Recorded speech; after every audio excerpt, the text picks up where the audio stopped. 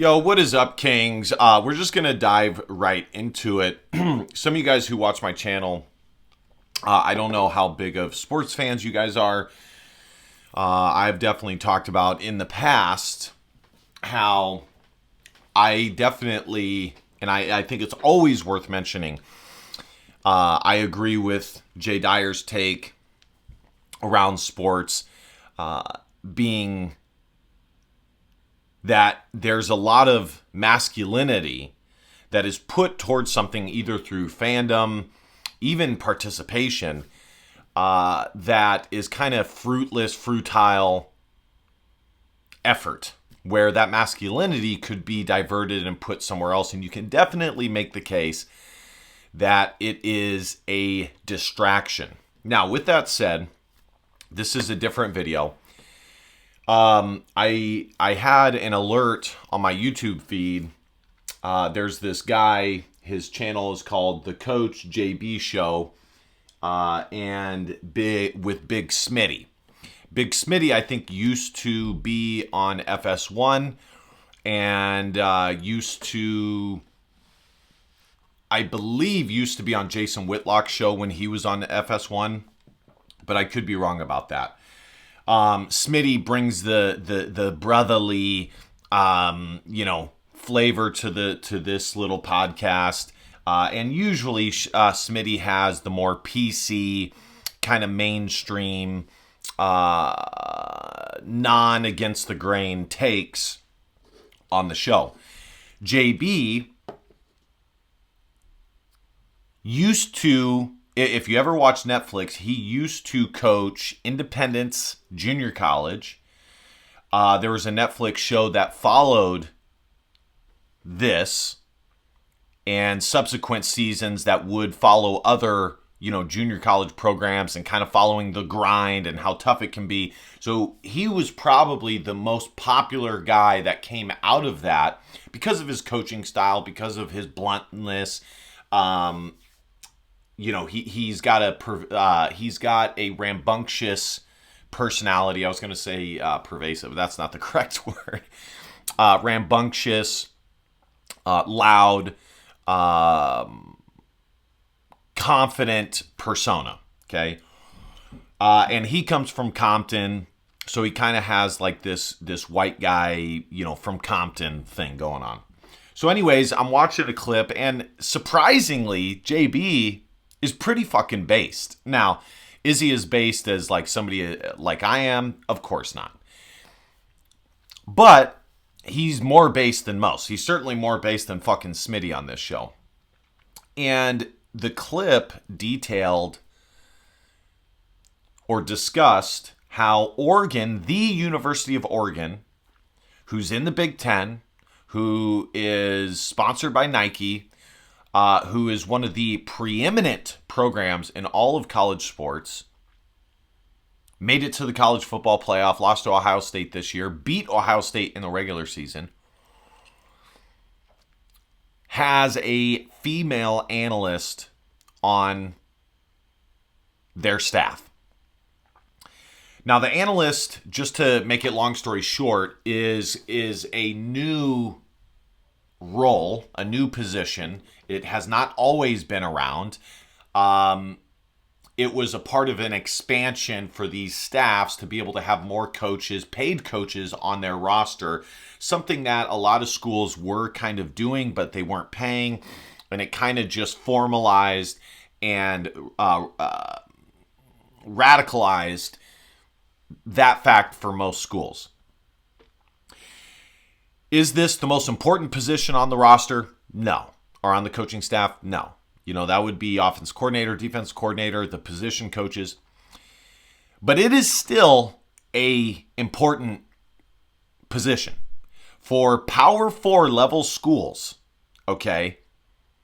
An analyst position, according to JB, and I believe it, is making minimum high, I would say for a Power 4 level school, they're making high, 80, 90K, but usually they're making six figures. They're making $100,000 minimum a year.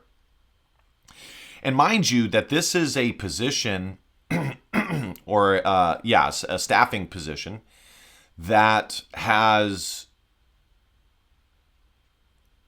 extended also to junior college and other smaller schools. So this is a job that literally thousands of men covet who have played the sport, who probably, even before going for a position like this, probably do have a lot of coaching experience, either in high school or whatever the case may be, to get the position. Okay, it is a coveted position.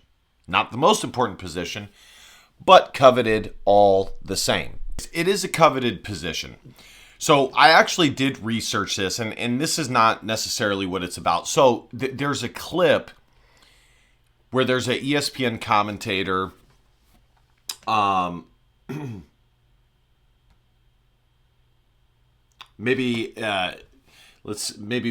Here it is. It's from Holly Rowe, and here, I'll just play it out loud.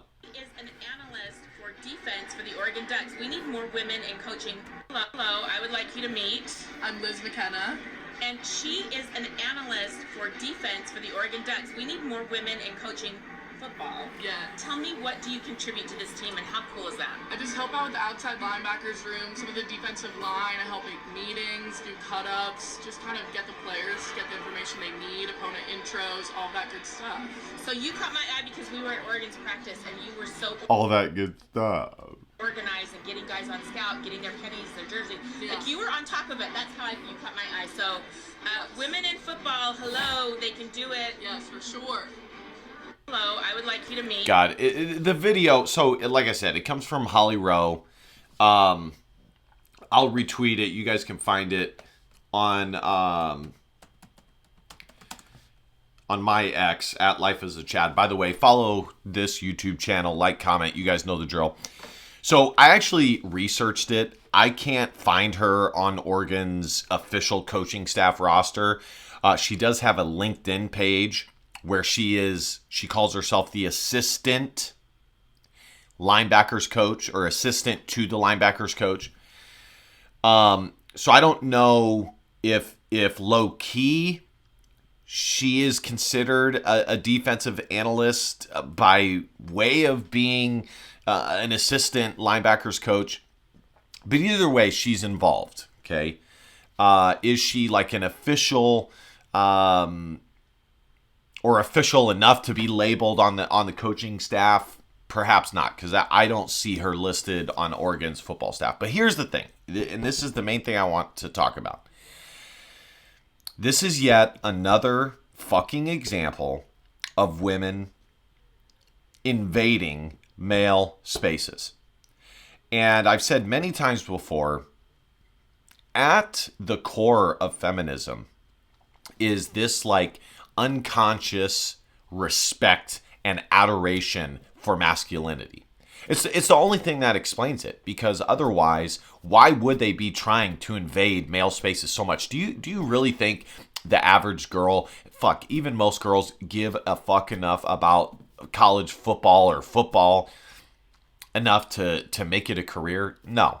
Okay, this is just a fashion statement. This is just a way for her to be around men that she probably finds attractive. I mean, you know, Division I Oregon football player, 6'5", 6'2". You have to understand that all of these methods originally, it may not be what it ends up being long term, but it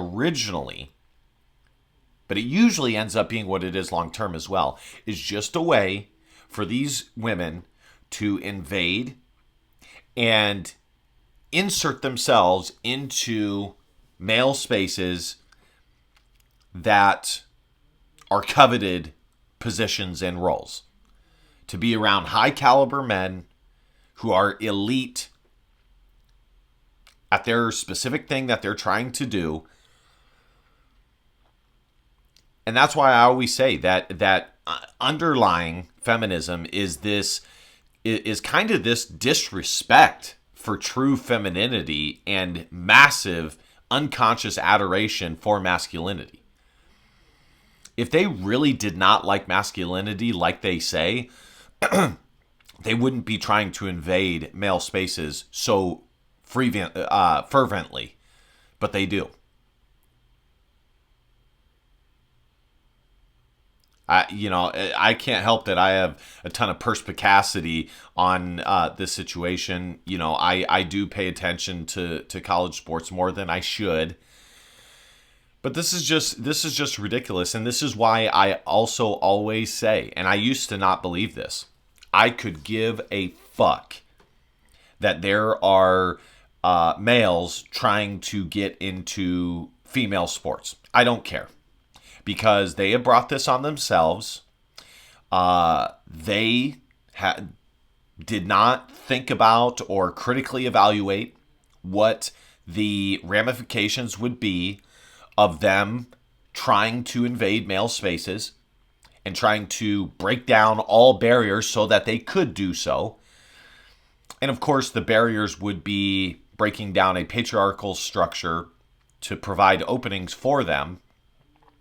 That's what Andrew Wilson would say feminism is just the attempt to break down patriarchal structures. And I do agree. Because that's the only way that they can get in is to break down patriarchal structures, even though they low-key have a certain adoration for it. But they didn't think about the ramifications of what it would take to do this, where in essence, we become interchangeable widgets where there's no difference between a male and a female. Fuck, we can just both do it. We can both do it the exact same. There's no difference. We have all the same qualities, all the same. Anything you can do, I can do better. Feminism is by far one of the top three, if not the biggest, most important issue, especially social issue, that has determined the last 30 to 40 years of Western history. And we are seeing the end results of feminism right now, because it's been around for a while now. And it's kind of at a point where it's like, it's so far gone. We just kind of have to play it out and see what happens. And that's why I'm against males coming in and saving these women when they would not do the same for us and didn't do the same for us. And they brought this on themselves. It's the only way to hold them accountable to them thinking or lying about us being interchangeable widgets. It really, truly is. It is the only way. Again, this is why feminism and what it will end up being, whether it is it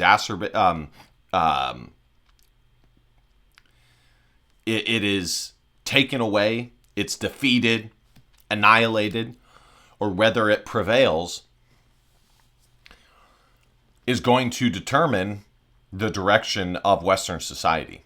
It really is, because feminism is at the core of so many problems in Western society. It really is. So this is just another example. It is absolutely ludicrous that a Division I football program would have a female on staff. It really is, okay? It is the one sport that women don't play. But I got to be honest, guys. I do think as time goes on, they might be forcefully implanted into men's football.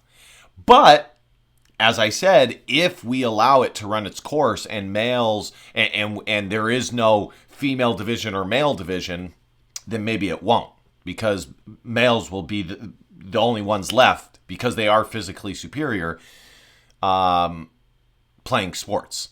That's why I say I don't white knighting and coming in and saving them is not the answer. It's not the answer.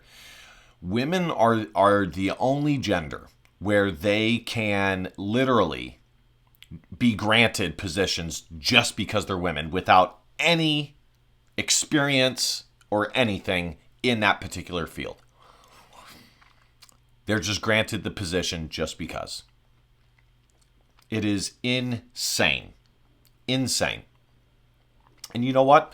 If women under a true, honest meritocracy, if they want to try and get into football, be my guest. Be my guest. You know what I'm saying? Be my guest. I don't think it'll end well. That's why when they try and come on these high school rosters and things like that, the only position that they can fucking play is kicker. That's it. So anyways, guys, I wanted to keep this short and sweet. Thank you guys so much for listening. Be sure to hit that subscribe button, like, comment. You know the drill. And last but not least, DBAP, don't be a pussy willow. Facts are feelings because your feelings just don't matter. I love you, kings. See you guys next time. Christ is king. Peace.